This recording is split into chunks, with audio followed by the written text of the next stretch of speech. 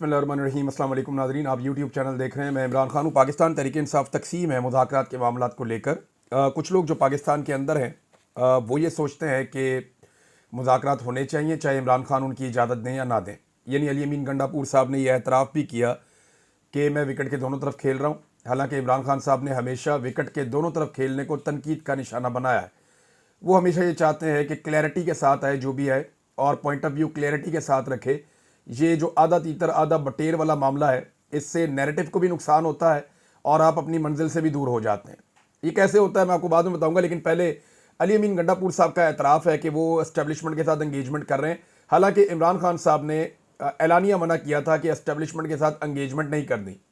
जब इमरान खान साहब ने मना किया हुआ था उन दिनों में लॉन्ग मार्चेज आए इस्लामाबाद की जानिब, अक्टूबर में भी और नवंबर में भी, और दोनों मरतबा अली अमीन गंडापुर साहब को उठाकर उनके साथ जो है वो ज़बरदस्ती मुज़ाकरात वगैरह किए गए और वो लगातार एंगेजमेंट में भी थे, राब्ते में भी थे। इमरान खान साहब के पास जेल में भी लोगों को भेजा गया, तजावीज़ भी दी गई।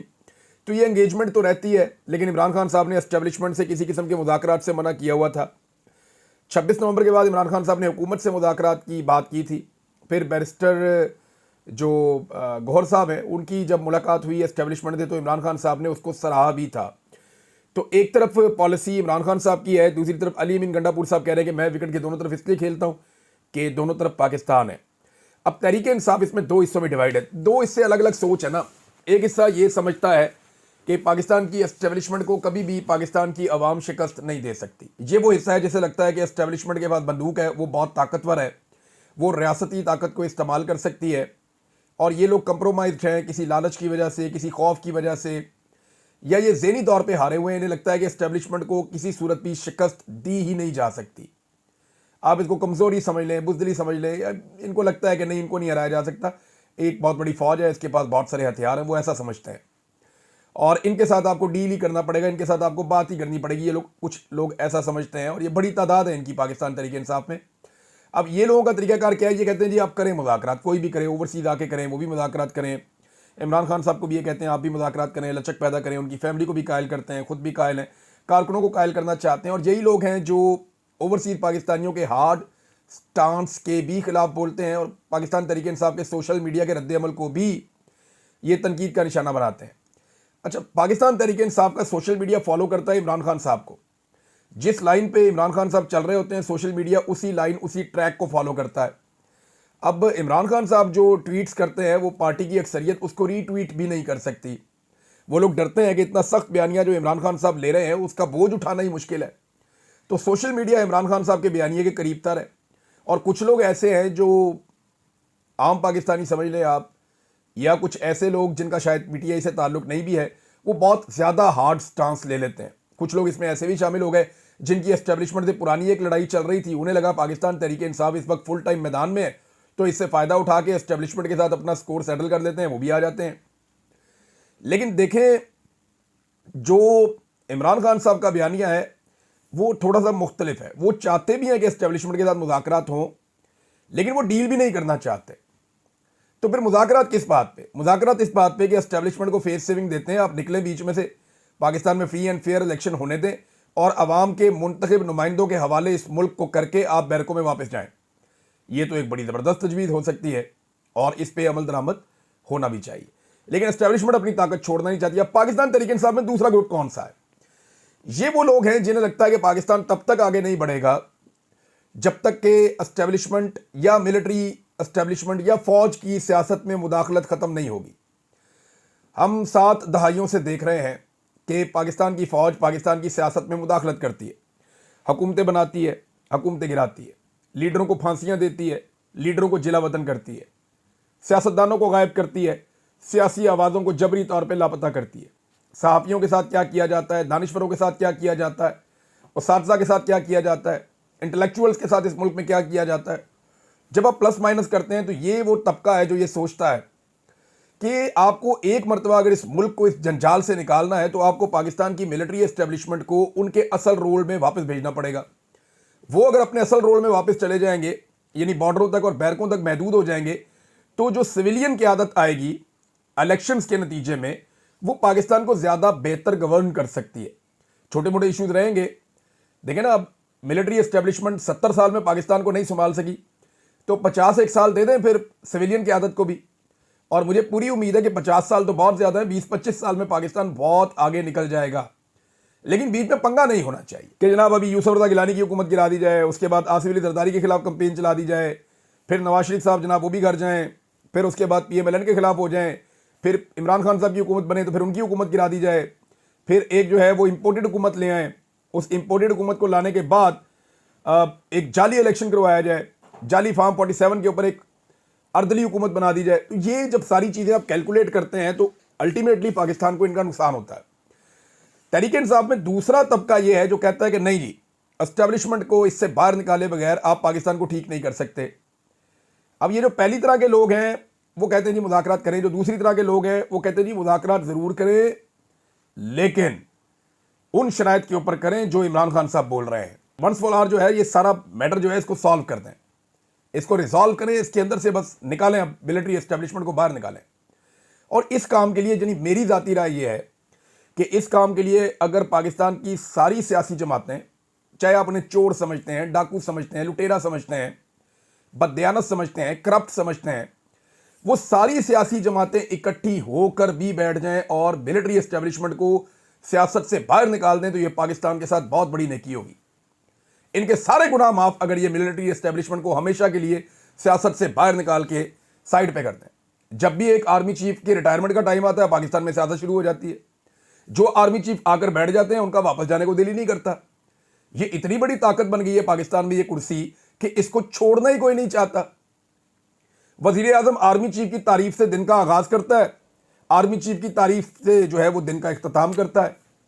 बाकायदा आर्मी चीफ की तारीफों के लिए एक डिपार्टमेंट ही बन गया है जहां से तारीफें हो रही हैं, वहां से टिकटॉक्स बन रहे हैं, वहां से बहुत सारी चीजें बन रही हैं। तो ये जो एक हीरोइज्म है मिलिट्री का तो होना चाहिए ना। देखें मिलिट्री तो हर मुल्क की मिलिट्री हीरोज होते हैं, लेकिन ये जो काम कर रहे हैं वो इनके करने का काम नहीं है। और नौकरी के ऊपर लंबे अरसे तक विराजमान रहने का जो शौक है उसने पाकिस्तान को बहुत नुकसान पहुंचाया। अपनी एक्सटेंशंस के लिए पाकिस्तान के आर्मी चीफ्स ने सियासत में बेजा मुदाखलतें की हैं। अब आप ये रिकॉर्ड उठाकर देख लें, कोई वर्दी पहन लेता है तो उसका उतारने को दिल ही नहीं करता, और अगर कोई आर्मी चीफ बन जाए तो फिर उसके बाद उसको रिटायरमेंट के अंदर नजर आता है कि जैसे सारी दुनिया ही खत्म हो जाएगी या मेरे जाने के बाद मुल्क चल ही नहीं सकता। तो कोई भी इस कुर्सी को छोड़ना नहीं चाहता। मसला यहाँ पे है, अगर किसी को यह लगता है कि इमरान खान साहब मिलिट्री एस्टेब्लिशमेंट के साथ बातचीत करके लचक पैदा करके कल को इक़्तिदार में आ जाएंगे और इनके साथ मिलकर चल लेंगे तो पाकिस्तान वैसे ही चलेगा जैसे 70 साल से चल रहा है। लेकिन इमरान खान साहब के बकौल वो जो कहते हैं वो तो ये कहते हैं कि मुझे हुकूमत नहीं चाहिए, इमरान खान साहब को तो इक़्तिदार चाहिए। वो ये कहते हैं हुकूमत के लिए तो बड़ी लड़ाई नहीं है, मेरी तो लड़ाई बहुत बड़ी है, मैं तो मुल्क में हकीकी आज़ादी चाहता हूँ। हकीकी आज़ादी का मतलब ये है कि अपने फ़ैसले खुद कर सकें, बंद कमरों में फ़ैसले ना हो। इमरान खान साहब की बहन ने भी मेरी बात की तस्दीक की। अब ये एक इख्तिलाफ पाकिस्तान तहरीक इंसाफ के अंदर मौजूद है, ये आने वाले दिनों में और गहरा होता चला जाएगा। और ये सोशल मीडिया पे तनकीद जो लोग करें आप समझ लें कि ये वो लोग हैं जो मिलिट्री एस्टेब्लिशमेंट के साथ मफाहमत चाहते हैं, और जो लोग इमरान खान साहब के ट्वीट्स का बोझ उठा लें आप समझ लें ये वो लोग हैं जो ये चाहते हैं कि फ़ौज को सियासत से सेफ एग्जिट दे दिया जाए। और तीसरे लोग जो ये दोनों चीज़ें नहीं चाहते वो कहते हैं जी बहुत हार्ड स्टांस उन्होंने लिया हुआ है, ये वो लोग हैं जो एस्टेब्लिशमेंट का एक दफ़ा बेड़ा गर्क करना चाहते हैं। इमरान खान साहब की बहन ने मेरी बात की तस्दीक की है और ये इंटरव्यू दिया नौरीन खान साहिबा ने। उन्होंने कहा कि मैं आपको पहले बता देता हूँ, पढ़ के बाकायदा बता देता हूँ कि उन्होंने इंटरव्यू में क्या कहा। उन्होंने कहा इमरान खान से मर्ज़ी की मुलाकातें करवा कर ये मर्ज़ी की खबरें इमरान खान तक पहुँचा रहे हैं, लेकिन इमरान खान इनसे ज़्यादा समझदार है। मैंने आपसे कहा था ना कि इमरान खान को जानबूझ के ऐसी खबरें पहुँचाई जा रही हैं जिससे उसके मौक़िफ़ में लचक पैदा हो। ऐसे लोगों को मिलवाया जा रहा है जो इमरान खान साहब को कायल करने की कोशिश करें, जैसा कि आदम सवाती साहब को मिलवाया गया। अब दावा ये सामने आया कि आदम सवाती साहब से इमरान खान साहब खासे गर्म हो गए थे उस वक्त जब आदम सवाती साहब ने कहा जनाब मैं मुज़ाकरात करना चाहता हूं जाके मिलिट्री एस्टेब्लिशमेंट से, फौजी क़यादत से। तो इमरान खान साहब ने ठीक ठाक सुना दी उन्हें, और उसके बाद उन्होंने बाहर आके वो गुस्सा निकाल दिया बाबर सवाती साहब पे। हालांकि बाबर सवाती साहब के बारे में अभी एहतसाब कमेटी ने कोई फैसला ही नहीं किया। फिर जनाब बैरिस्टर सैफ को भेजा गया, उन्होंने बड़ी मेहनत की। फिर अली अमीन गंडापुर साहब ने 2.5 घंटे लगाए। फैमिली को नहीं मिलवाया जा रहा, फैमिली की मुलाकात 8 तारीख को है। वो कह रहे हैं कि हम धरना दे देंगे अगर हमें ना मिलवाया तो। अब देखते हैं ना पाकिस्तान तहरीक इंसाफ में कौन कौन इमरान खान की बहनों के साथ बैठकर वहां धरना देता है। वो खवातीन जो अदालतों में आती थी मखसूस नशस्तों के लिए, वो खवातीन जो हर जगह पहुंच जाती थी कि जनाब मखसूस नशस्तों की लिस्ट में हमारा नाम डाल दें, क्या आपको वो खवातीन पाकिस्तान तहरीक इंसाफ की नज़र आती हैं? इमरान खान की बहनों के साथ खड़ी हुई, या इमरान खान साहब की अहलिया जब एक तहरीक चला रही थी उस वक्त खड़ी हुई, ये खवातीन आपको गायब नज़र आती हैं। ये होती नहीं, दो चार औरतों को छोड़ के कोई भी अडियाला जेल का रुख ही नहीं करता, कोई उधर आता ही नहीं है, कोई अमली तौर पर कोई काम करता ही नहीं है। खवातीन भी मायूस हो गई है, शायद हमें सीटें नहीं मिलेंगी। अगर इमरान खान के नज़रिए के साथ खड़ी हैं तो फिर उनको खड़े होना चाहिए और वो नज़र भी आना चाहिए। बहरहाल मीडिया के अंदर ये सारी चीज़ें रिपोर्ट हो रही हैं और रिकॉर्ड का हिस्सा बन रही हैं। देखते हैं ना कौन सी खवातीन है जो MNA MPs तो बनना चाहती हैं, सेनेटर्स तो बनना चाहती हैं, लेकिन इसके बावजूद वो अडियाला जेल के बाहर इमरान खान साहब की बहनों के साथ धरने में बैठती हैं या नहीं बैठती, उस दिन प्रेशर डालने के लिए आती हैं या नहीं आती। जुनैद अकबर साहब ने भी नाजरीन ऐलान कर दिया है और उन्होंने कहा कि जैसे इमरान खान साहब कहेंगे वैसे ही हम सड़कों पे आ जाएंगे। देखिए, इमरान खान की बहन ने कहा था कि इमरान खान अपने लिए निकलने के लिए कभी नहीं कहेंगे। देखिए, इमरान खान साहब ने अभी तक जितने भी एहतजाज करवाए हैं, एक तो 26वीं आईनी तरमीम के खिलाफ वो खड़े हुए, उन्होंने कहा कि कोशिश करोगे इसको रोक लें, और उसके लिए उन्होंने आवाज़ उठाई, उसके लिए उन्होंने जोर लगाया कि अदलिया को बचा लो किसी तरह।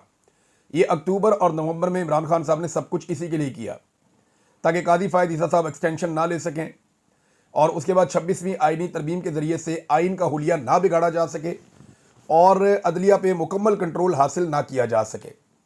इस मकसद के लिए तो उन्होंने लोगों को निकाला। अपनी रिहाई के लिए इमरान खान साहब ने अलग से कोई तहरीक चलाने का नहीं कहा और ना वो कहेंगे कि मुझे जेल से निकालो, आओ तहरीक चलाओ। इमरान खान साहब की बहनों ने कहा कि ये तहरीक इमरान खान साहब के साथियों को खुद चलानी पड़ेगी। क्या कोई एक ऐसा पाकिस्तान तहरीक इंसाफ में लीडर है जो खड़ा होकर ये कहे कि इमरान खान साहब की रिहाई की तहरीक चलाने का मैं ऐलान कर रहा हूं, मैं हर सतह पर जद्दोजहद करूंगा, अवाम मेरे साथ निकले, हमने अपने लीडर को बाहर लेकर आना है कोई एक? ये सारे के सारे इंतजार करते हैं कि इमरान खान कहे, और इमरान खान की बहन ने कहा है कि अपनी आज़ादी के लिए तहरीक चलवाने के लिए इमरान खान आपको कभी नहीं कहेगा। मुल्क के लिए कोई तहरीक चलानी हो, कोई महंगाई के खिलाफ चलानी हो, कोई अदलिया के हक में चलानी हो, कोई आईनी तरमीम के खिलाफ चलानी हो, कोई जोर ज़बरदस्ती के खिलाफ चलानी हो, जुल्म और जबर के खिलाफ चलानी, वो इमरान खान साहब चलवाते हैं। लेकिन अपनी आज़ादी के लिए वो कोई तहरीक चलाने के लिए नहीं कहेंगे इमरान खान साहब, ये उनकी बहन ने कंफर्म किया है, तो वो आपको खुद चलानी पड़ेगी। लेकिन हैरत की बात यह है कि इमरान खान साहब के तोहफे के अंदर दिए हुए सीटों और टिकटों के ऊपर जो लोग वजीर बन गए, वजीर आला बन गए, सेनेटर बन गए, MNAs बन गए, बड़े बड़े ओहदों पे जाके बैठ गए, बड़ी बड़ी कमेटियों की इनको सरबराहियां मिल गई, उनमें से कोई एक ऐसा शख्स नहीं है जो खड़ा होकर कहे कि मैं तहरीक आज से शुरू कर रहा हूं कि इमरान खान साहब को अपने जेल से बाहर निकालना है और हमारी तहरीक का मकसद ये और हम खुद से काम करेंगे। पहली मरतबा अब हम देख रहे हैं पंजाब में खुद से काम हो रहा है, खुद से तहरीक हो रही है। और मुराद सईद ने जैसे ही अपने कंधों पे जिम्मेदारी उठाई है तो मैंने देखा कि फौरी तौर पे जुनैद अकबर साहब बहुत मुतहरिक हो गए। पहले भी कुछ ना कुछ करते रहते थे, लेकिन जुनैद अकबर साहब से जिस तरह की उम्मीदें लगाई जा रही थी उतना फास्ट उन्होंने काम नहीं किया। शायद वो भी अडियाला जेल की तरफ देख रहे हैं एड़ियाँ उठा के कि अडियाला जेल से क्या हुक्म आता है। तो अडियाला जेल में रहने वाले कैदी नंबर 804 ने तो कभी नहीं कहना कि मुझे निकालने के लिए तहरीक चलाओ, ये आपको खुद ही करना पड़ेगा। अली अमीन गंडापुर साहब भी फौरी तौर पे मुतहरिक हो गए कि जनाब मैं भी लायामल देने वाला हूँ, एहतजाज के लिए मैं भी ऐलान करने वाला हूँ। मामला यह है कि मुराद सईद के ऊपर पाकिस्तान तहरीक इंसाफ का नौजवान ट्रस्ट करता है। नौजवानों की बड़ी तादाद मुराद सईद के ऊपर आंखें बंद करके यकीन करती है क्योंकि वो इमरान खान का एक वफादार साथी है। मुराद सईद ने अगर मामला अपने हाथ में लिए तो फिर लीडरशिप को नौजवानों के सख्त रद्द-ए-अमल का सामना हर सतह पे हर मैदान में करना पड़ेगा। आज असेंबलियों के अंदर भी मुराद सईद के अपने नौजवान साथी बड़ी तादाद में मौजूद हैं और ये रिएक्शन अगर आ गया और नौजवान अगर खड़े हो गए मुराद सईद की आवाज़ के ऊपर तो ये आदमी तहरीक चला सकता है इमरान खान साहब को बाहर निकालने के लिए। यानी कोई और ये जिम्मा अपने कंधों पे ले या ना ले, मुराद सईद ये जिम्मा अपने कंधों पे ले सकता है और उसने अब ऐलान किया है। कुछ ऐलानात आने वाले वक्त में करेगा, लेकिन इस मौके पे पार्टी को जहां इत्तफाक और इत्तेहाद की ज़रूरत है, अली अमीन गंडापुर साहब ने जो लड़ाई छेड़ दी है उससे तहरीक इंसाफ में एक नई जंग छिड़ गई है। यानी आलिया हमजा साहिबा ने भी अब दरख्वास्त की है कि सारे एजेंडे और सारी लड़ाइयाँ एक साइड पर रख दें, इस वक्त फोकस पाकिस्तान के मामला के ऊपर करें, इमरान खान साहब की रिहाई के लिए कोशिश करें सब लोग मिलकर।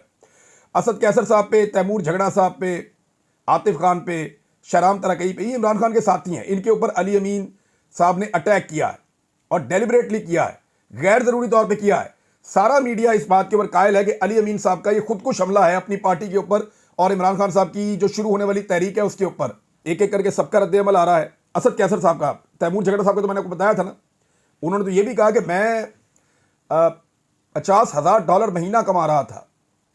$50,000 बहुत बड़ी अमाउंट होती है।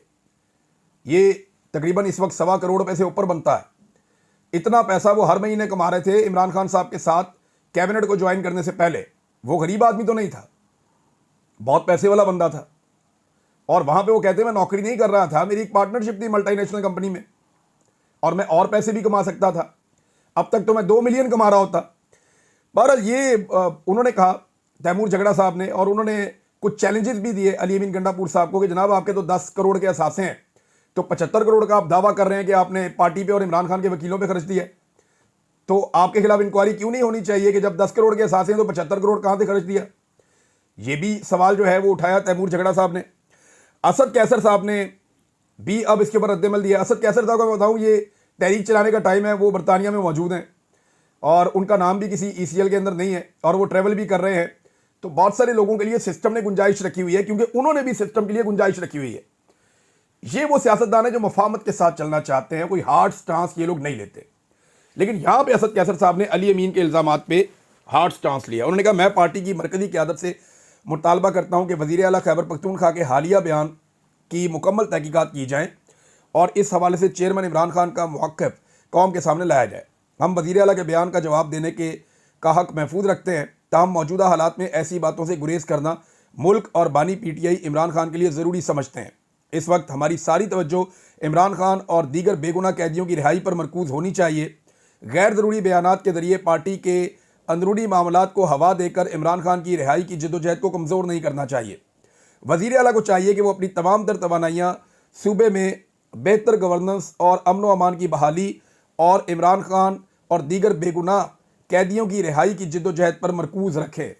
ये फालतू लड़ाइयाँ नहीं करनी चाहिए, सारे लोग ये कह रहे हैं, लेकिन अली अमीन गंडापुर साहब का ये एक खुदकुश हमला था पाकिस्तान तहरीक-ए-इंसाफ के ऊपर। नाज़रीन, बिलावल भुट्टो की शोखियाँ, ये बड़ी मज़ेदार खबर मैं आपके सामने रखने लगा हूँ और आपको बड़ा मज़ा आएगा अब ये खबर सुनने के बाद। आपने कभी शादी ब्याह के मौके के ऊपर शोखे लड़के देखे हैं? ये ज़रा बड़ी उम्र के शोखे लड़के होते हैं और इनकी शादियाँ भी लेट हो जाती हैं। ये लड़के अपने छोटे छोटे कज़नों को और छोटी छोटी कज़नों को बिठा के ऐसे अजीबोगरीब किस्से अपने बारे में सुनाते हैं कि फ़लाना भी मैंने काम किया था, फ़लानी कार्रवाई भी मैंने डाली थी, फ़लाना SHO मेरा यार है, फ़लाँ जगह पे मैंने फ़लाँ कार्रवाई डाल दी थी, फ़लाँ जगह पे मेरा इतना नाम है। तो ये अपने झूठे किस्से अपने कज़नों को, जो छोटे होते हैं बेचारे कच्चे ज़हन, उनको ये शादी ब्याह की रातों में बैठ के सुनाते हैं और उससे दाद वसूल करते हैं। तो ये शोखे लड़के जो होते हैं ना, थोड़े अरसे के बाद वो बच्चे बड़े हो जाते हैं। उन्हें जब ज़मीनी हक़ का पता चलता है तो वो कहते हैं यार, उन्हें जब शऊर आता है तो उन्हें पता चलता है कि ये तो फ्रॉडिया है, ये तो धोखेबाज है, ये तो कहानियां सुनाता था। तो उन शोखे लड़कों की इज्जत खत्म हो जाती है अपने जूनियर्स के सामने, अपनी फैमिली में। ये अमूमन ऐसे ही होता है, लेकिन ऐसे बहुत सारे शोखे लड़के होते हैं। तो बिलावल ने इसी तरह की शोखियां की हैं और शोखियां करते हुए बिलावल ने क्या कुछ कह दिया, ज़रा सुन लो। तो सी बिलावल ने कहा कि मैंने पहली दफ़ा इस्लामोफोबिया का मसला अक़वाम मुत्तहिदा में उठाया है, पाकिस्तान को FATF की लिस्ट से निकलवाया, बिलावल जरदारी का दावा। अब ये 2 दावे किए, अब इसका मैं क्या जवाब दूं? यानी फिर ये बूटे को कहते हैं कि बूटा गालियां निकालता है। अब इस तरह के जब आप बयानात देंगे तो बूटा क्या करेगा? मैं उस बूटे की बात कर रहा हूं। फिर जनाब इसके अंदर अगर आप ये देखें कि वो एक अहमद है लड़का, वही इसका जवाब दे सकता है जिस तरह का ये मजाक है। यानी अगर आप मजाक करेंगे तो आपको मजाक में ही जवाब मिलेगा ना। कल को बिलावल कहेंगे कि जी सबसे पहले गुटखा मैंने खाया था और उससे जो नक्शो नगार लगे हैं कराची की दीवारों पे वो भी मैंने लगाए थे। परसों बिलावल कह देगा सबसे पहले 1 व्हीलिंग सलेंसर निकाल के मैंने की थी। तो क्या आप उस पर यकीन कर देंगे? और भाई, इस्लामोफोबिया का मसला अक़वाम मुत्तहिदा में जब इमरान खान ने उठाया था तब आप सियासी तौर पर बालिग भी नहीं हुए थे। आप सोच नहीं सकते जैसी तकरीर, आपके खानदान में कोई नहीं सोच सकता, पूरे जरदारी खानदान में, जैसी तकरीर इमरान खान ने अक़वाम मुत्तहिदा में की थी। आपकी नस्लें नहीं कर सकती। इमरान खान ने जो वहां पे बात की थी इस्लामोफोबिया के खिलाफ, और आज इमरान खान की वजह से आलमी सतह पे इस्लामोफोबिया का एक आलमी दिन मनाया जाता है। इमरान खान की वजह से, आपकी वजह से नहीं। आपकी तो तब हुकूमत के अंदर सियासी पैदाइश भी नहीं हुई थी। आपने तो बाद में आकर कहा कि वेलकम टू पुराना पाकिस्तान, और अभी तक कौम पुराना पाकिस्तान जो है वो आपका दिया हुआ भुगत रही है। FATF से निकाला, हम्माद अजहर ने निकाला था फौज के साथ मिलके। ये मिलिट्री एस्टेब्लिशमेंट का क्योंकि असर सूख होता है तो उन्होंने ये कवानीन पास करवाए थे, और हम्माद अजहर ने इसमें बहुत मेहनत की थी, दिन रात एक किया था। ये उसका क्रेडिट है हम्माद अजहर का, और आप उसकी काबिलियत के किसी दर्जे को नहीं पहुंचते। वो बहुत काबिल आदमी है, प्रैक्टिकल आदमी है। बिलावल साहब, आपको प्लेट में रख के मिल गई है ये हुकूमत, प्लेट में रख के आपको मिल गई है चेयरमैनशिप। आपने कोई मेहनत नहीं की, आपने कोई जद्दोजहद नहीं की हुई, क्योंकि आपका खून जो है उसके अंदर बेनज़ीर का खून शामिल है और आप जरदारी के बेटे हैं, लिहाजा आपको प्लेट में रख के मिल गई है। बेशुमार और लोग हैं जिन्होंने कुर्बानियां दी हैं इस मुल्क में, उनके शोधा हैं, कब्रें भरी पड़ी हैं, कई लोगों के कई बच्चे शहीद हो गए हैं। उनको क्यों ना बना दिया जाए किसी पार्टी का चेयरमैन? देखिए, कुर्बानी आपके खानदान से ली गई है, लेकिन आप ये जो बदला ले रहे हैं पूरी कौम से, ये आप क्यों ले रहे हैं? और ये झूठ चुताली कि जनाब इस्लामोफोबिया का आलमी दिन आपकी वजह से बनाया जाता है, ऊपर से नहरों के खिलाफ पूरा एक स्टेटमेंट दे दिया लंबा चौड़ा, और वो भी गोलमोल, और वहां दावा कर दिया कि आसिफ जरदारी भी नहरों के खिलाफ है। आपके वालिद गिरामी आसिफ अली जरदारी ने जुलाई के 8 तारीख को, 8 ही तारीख थी गालिबन, ऐवान सदर के अंदर बाकायदा मिलिट्री एस्टेब्लिशमेंट के लोगों के साथ बैठ के और दीगर लोगों के साथ बैठ के, जो FISC जो एक बनी हुई है उनके लोगों के साथ बैठ के वहां पे हुक्म जारी किया था कि दरियाए सिंध से ये 6 नहरें निकालो और इनके पुश्ते भी पक्के करो, और वो तहरीरी तौर पे मौजूद है, 10 दफा दिखा चुका हूं। जरदारी साहब ने बतौर सदर ये हुक्म दिया था। बिलावल साहब, लड़ाई आपकी जरदारी साहब से बनती है, जाके अपने वालिद से पूछे कि उन्होंने क्यों नहरें बनाने का हुक्म दिया। इल्जाम आप किसी और के ऊपर लगा रहे, फिर कहते नहीं इमरान खान भी सिंध पे डाका डाल रहा था, सिंध के पानी पे। भाई, इमरान खान ने तो कोई डैम, कोई नहर इस तरह सिंध के ऊपर निकाली नहीं। कभी कहते जी इंडिया ये कर रहा है, यानी कोई इधर की बात उधर, उधर की बात उधर। वो सिंधी बेचारे आए थे अपने मसाइल का हल जानने के लिए कि हमारे पानी पे कब्जा हो रहा है, ये उनको इधर उधर की कहानियां सुना के वो बेचारों को रोटी खिला के वापस भेज दिया। नाज़रीन, पाकिस्तान के वजीर आजम, अर्दली वजीर आजम शहबाज शरीफ और पाकिस्तान के army chief general Asim Munir ने सबसे ज़्यादा दौरे सऊदी अरब के किए हैं। सबसे ज़्यादा मुलाकातें इनकी सऊदी अरब की हुकूमत के साथ हुई हैं, और ये मैं साबिर शाकिर साहब का ट्वीट आपको पढ़ के सुनाता हूँ। और इसमें जो है वो बाकायदा सऊदी अरब का हुक्मनामा शामिल है जो उन्होंने साथ लगा के ट्वीट किया। सबसे ज़्यादा दौरे आर्मी चीफ ने और वज़ीर आज़म ने सऊदी अरब के किए। अब सऊदी अरब ने वर्क वीज़ों के अलावा बाकी तमाम वीज़ों पर फिल फौर पाबंदी आयद कर दी है। 13 अप्रैल के बाद पहले से जारी वीज़े भी मनसूख तस्वुर होंगे और सऊदीया में दाखिले पर पाबंदी होगी। अकामा होल्डर्स, वर्क वीज़े वाले सऊदी अरब का सफ़र कर सकेंगे। जनाब, ये पाकिस्तान का नाम भी इस लिस्ट के अंदर शामिल है। अब आप अंदाज़ा करें कि सबसे ज़्यादा मुलाकातें हमारी हैं और हमारे ऊपर पाबंदियाँ भी लग रही हैं। ये साबिर शाकिर साहब ने ट्वीट किया है। अब तक की ये सूरत हाल है। कोर कमांडर कॉन्फ्रेंस हुई, उसमें कहा गया जी कि बलूचिस्तान में इंतशार फैलाने वाले अनासर को माफ़ी नहीं दी जाएगी। ये हेडलाइन चली है एक्सप्रेस न्यूज़ पे।